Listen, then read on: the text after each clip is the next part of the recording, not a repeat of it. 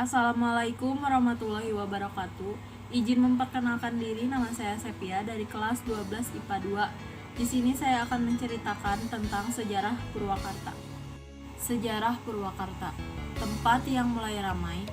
Begitu arti nama Purwakarta, Kabupaten Purwakarta, Purwa yaitu permulaan, Karta yaitu ramai atau hidup.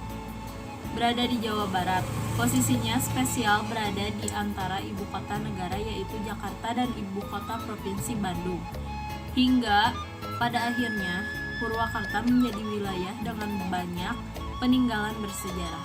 Sebuah cerita klasik menyeret indahnya sisa tata kota yang tak lepas dari kolonialisme Belanda dan serta zaman kependudukan Jepang. Purwakarta lumbung beras dan teh pernah dijadikan basis logistik kerajaan Mataram saat penyerangan VOC ke Batavia pada abad ke-18. Belum habis kekayaannya, buminya kembali dikeruk guna menopang kekuatan dagang Hindia Belanda. Setidaknya, gambaran itu bisa saya ceritakan sesaat melewati jantung kota, melintasi sisa peninggalan stasiun kereta Purwakarta yang dibangun penghujung abad ke-19. Perjalanan saya mulai di sebuah bangunan tua berpendopo di muka bangunannya. Bangunan yang disebut-sebut simbol utama Purwakarta. Masyarakat mengenalnya dengan nama Gedung Negara. Saat ini digunakan sebagai kantor bupati.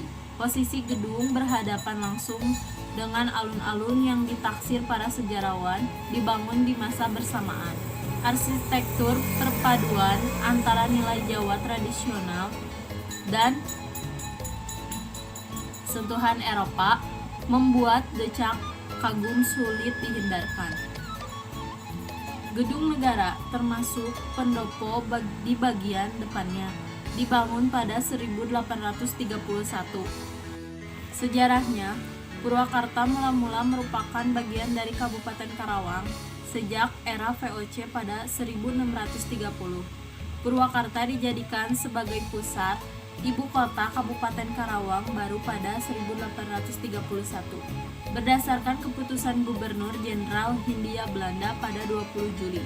Sebelumnya, pusat pemerintahan berada di sebuah desa bernama Wanayasa, 24 km arah tenggara di kaki Gunung Burangrang.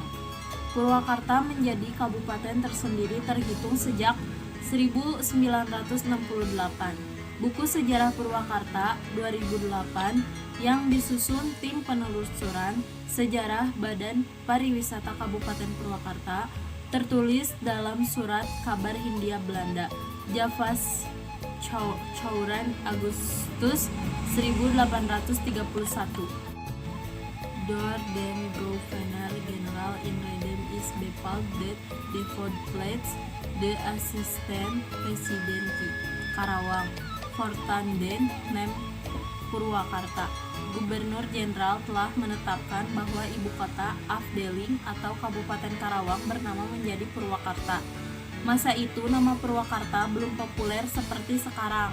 Masyarakat mengenal daerah ini dengan nama Sindang Kasih, sebuah perkampungan yang saat ini pun masih ada tak jauh dari pusat kota.